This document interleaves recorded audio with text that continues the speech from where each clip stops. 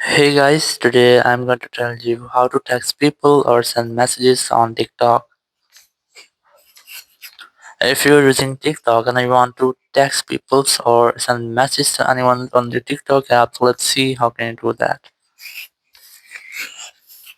Very first, I recommend you have to open your App Store or Play Store and you have to search for TikTok app and you have to make sure that you haven't any pending updates for your TikTok app. If you find trying to update your app, after updating, you have to go back.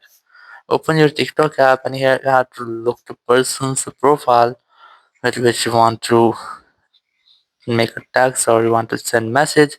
For example, I'm going to select anyone from a following list. Just open the following list here and select the person. So I'm going to select this one. Open the profile here.